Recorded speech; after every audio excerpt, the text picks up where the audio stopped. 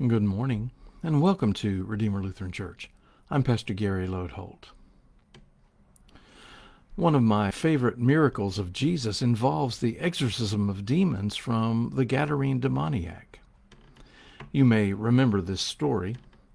Jesus and his disciples had crossed the Sea of Galilee and really were no longer in Israel.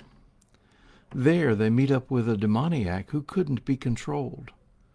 When Jesus addresses the demon tells him they are named Legion.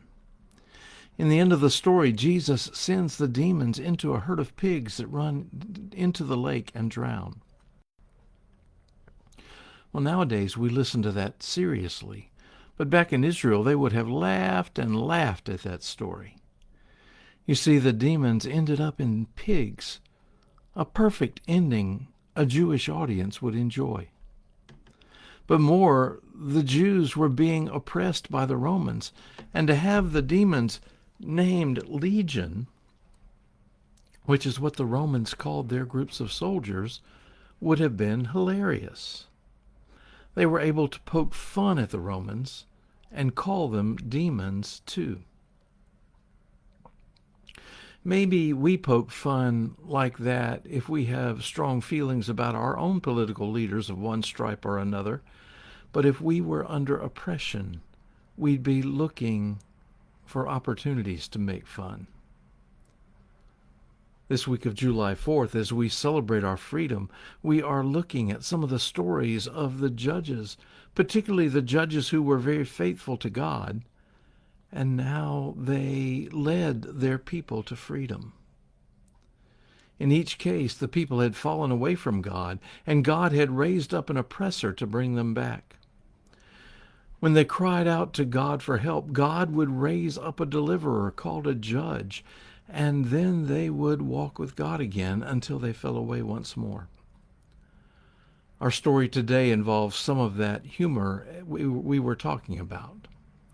People would have laughed at this story and known they got the best of bad old King Eglon.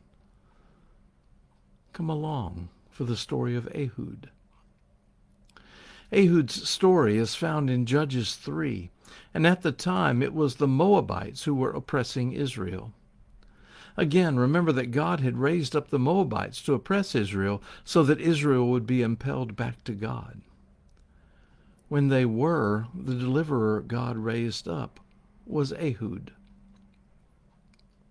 The Moabite king was a man named Eglon, and you need to know that the Bible describes Eglon as being very, very fat. Ehud happened to be left-handed, and so he made a two-edged sword about 18 inches long and fastened it to his right leg under his cloak. Then he joined in with the group bringing the tribute gift to Eglon, as conquered nations often do.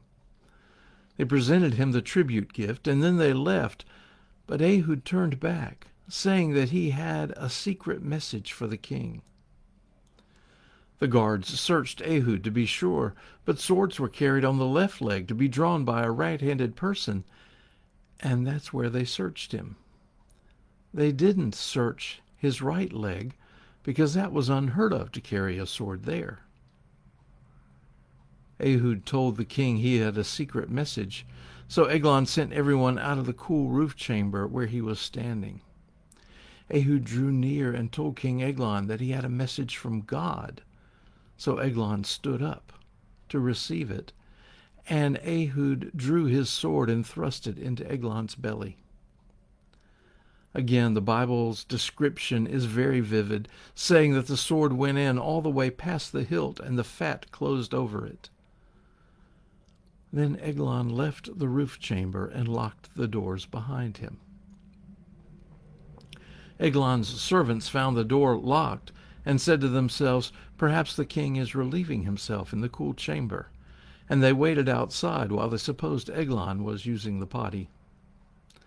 The Bible says they waited and waited until they became embarrassed themselves. They broke in and found Eglon dead on the floor. Meanwhile, Ehud made his escape. Now, there's lots of humor there already, but there's more that a little deeper look reveals. Ehud's act brought justice and peace for 80 years, but it is a peace that is founded in God's saving grace. Even though the people had fallen away from God, God had mercy and delivered them. We count on that too.